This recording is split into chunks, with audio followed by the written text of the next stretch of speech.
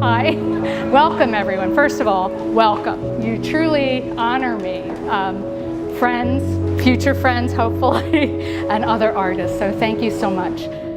This is my solo exhibition titled Masks and Mirrors, an Exploration of Identity. It's a walking tour through life and the experiences that we go through. It's honoring human resiliency and fortitude. The sculptures fall under a sub-theme called Phoenix Rising.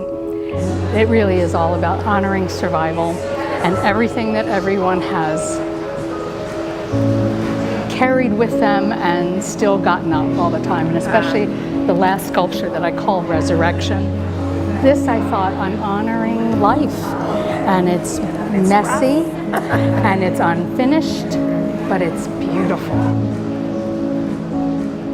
As you look at decades in a life or your flow through life, from the inward stages where we are in our parents' homes, we're following other people's rules, we're learning society's mores.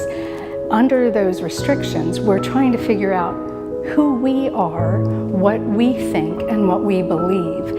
And so as I was curating the exhibit and the flow, I wanted the first wall, where they're less color-rich paintings, to symbolize the inward phase, the me phase. I started to liken this wall to that surviving and going out in the world and maybe traveling, where we broaden our own cultures. So I was very fortunate to have the experience to go to France. That exploded the boundaries of my world, and I think helped give me that perspective that I'm both a microcosm of myself, but I'm a speck of dust in the whole universe. And think about where we want to go, where we want to be. How do we feel about the family dynamics we grew up in? And we're measuring and weighing all of that and our reactions and our defense mechanisms based on what we encounter along the way.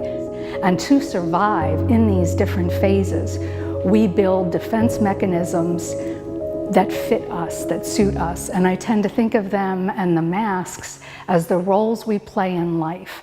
If I'm briefing a group of people, I have a different behavior and demeanor.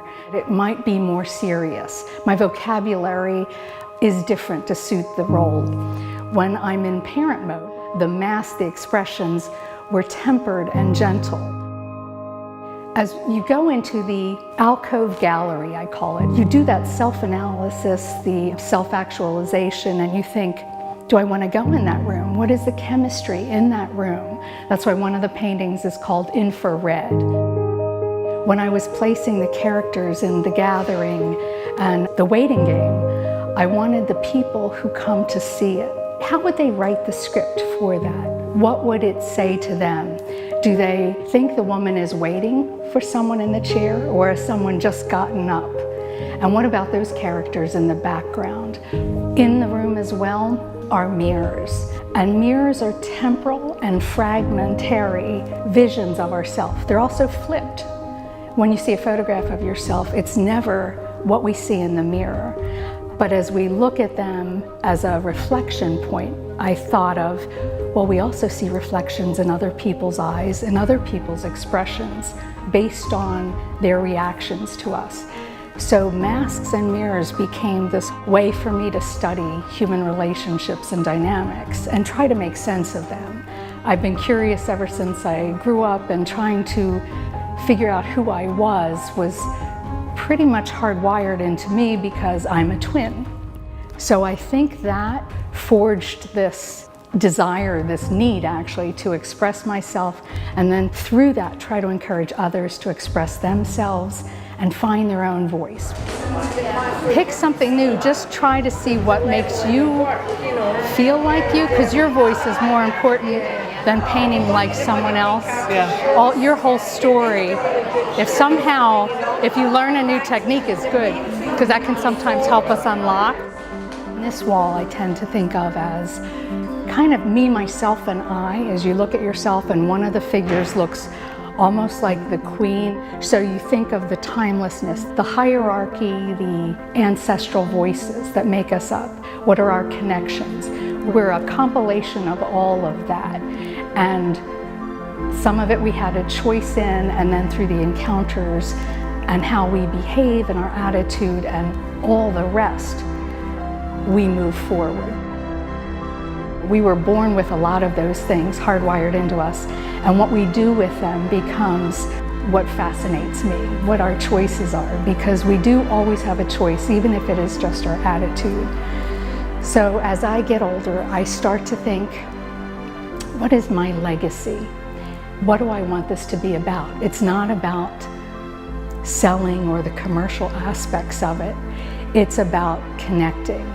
And as I get older, I thought I want it to become a launching point for dialogue and creativity, and possibly this other creative wave that lives on well past my time. So I ended appropriately with the painting Ashes to Ashes. And in that, there are remnants of some of my travels. I have made a couple trips to Africa in my life. So Masks and Mirrors is kind of who I am, and the continuum of people and spirits. And so this exhibit and my work is a tribute to the human spirit that keeps surviving, keeps rising from ashes, from torment, from just a bad day or illness and weakness. I want to thank you all for coming. You honor me, and I bless you for all your surviving, for all you've done. Thank you.